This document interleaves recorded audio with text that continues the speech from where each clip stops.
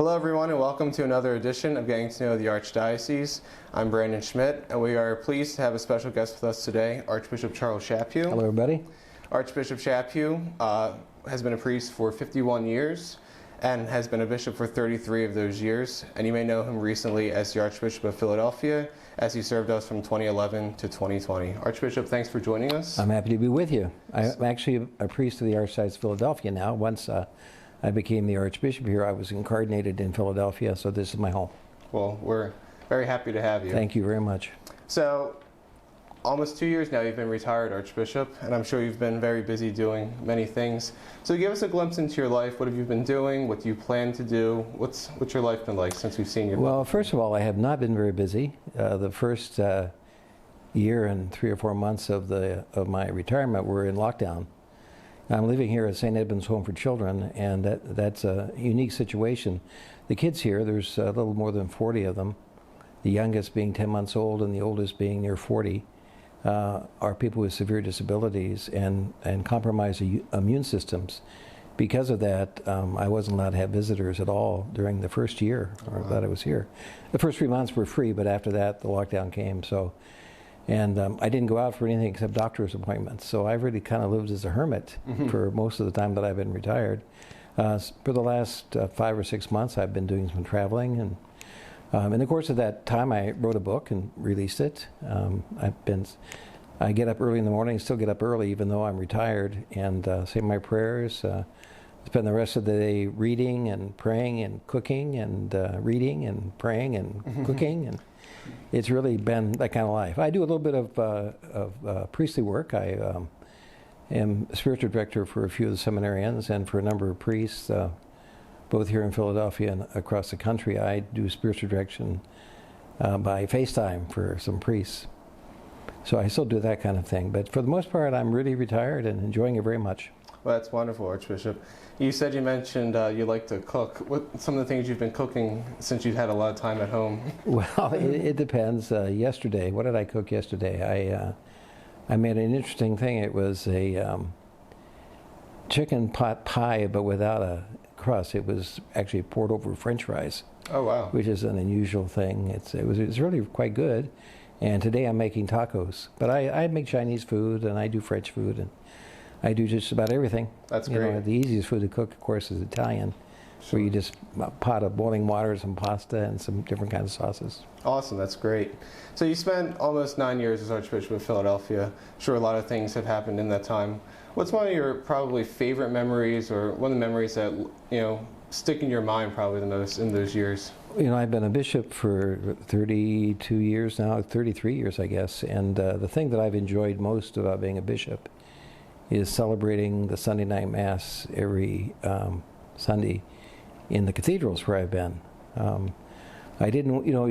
Bishops travel a lot from parish to parish, and I think there's a danger when that happens of the bishop giving the same homily wherever he goes, because he has a different audience every week. And I wanted to prevent myself from doing that, but I also wanted to go to a place where people knew I would be every week, where they could come and see me and talk to me if they wanted to. So I started celebrating the Sunday evening Mass at the cathedral. I did that in Rapid City, where I was bishop, and then again in Denver and in Philadelphia. And it was always the highlight of my week because it was my parish. I was a parishioner there as well as the bishop, and I developed a regular community, and I found that to be extraordinarily important for me spiritually, but also it was a highlight of my week. Of course, the highlight of every bishop's life is ordaining priests, and I had the privilege of ordaining quite a number of priests here in Philadelphia, so that's always a special time of year, ordaining deacons and priests.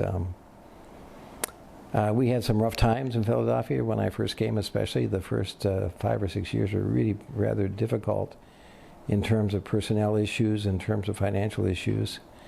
I'm glad those are over with and hope that's kind of been cleaned up so that the new bishop has a smooth platform on which to continue the life of the Archdiocese of Philadelphia. Absolutely, yes. You might have already answered the question I was going to ask. I'm sure in those almost 9 years there were difficult moments as well. Is that something that really sticks in your mind as well, maybe?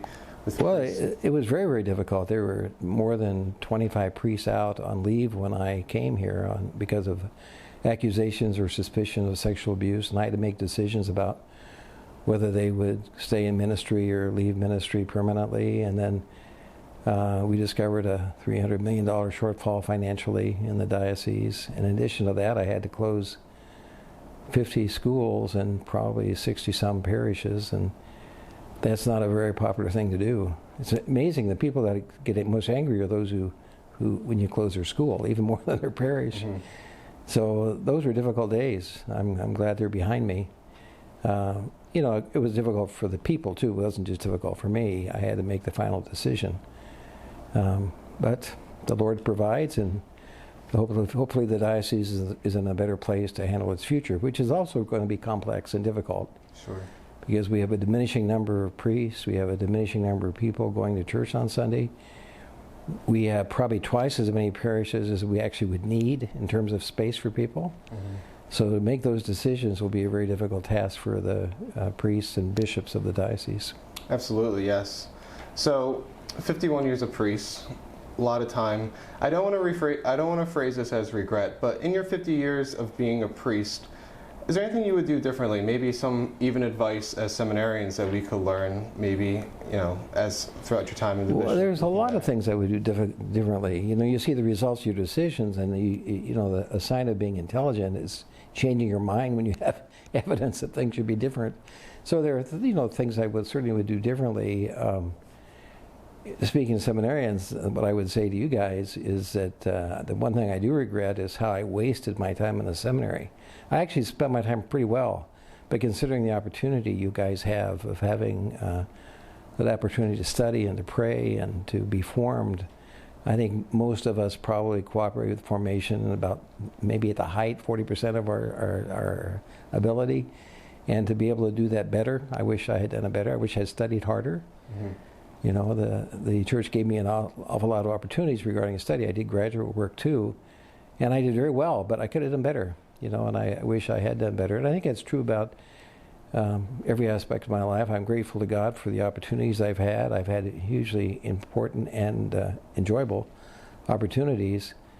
I just wish I had cooperated more with God's grace. So I have things to repent from and ask God's forgiveness for. Sure, absolutely, I understand. And now that your time as Archbishop has ended, you might have already talked about this a little bit as well, but what do you think your legacy has been throughout as your time as Archbishop? I have no idea. People, what's my legacy? People will know that in 30 or 40 years, and I don't know. I don't know what it is. Recently, EWTN did a program where they gave me an award called the Mother Angelica Award, and they brought in friends from my life everywhere I've lived who said something about me, and they were all positive. It was like going to your funeral and listening to people talking about you after you're dead.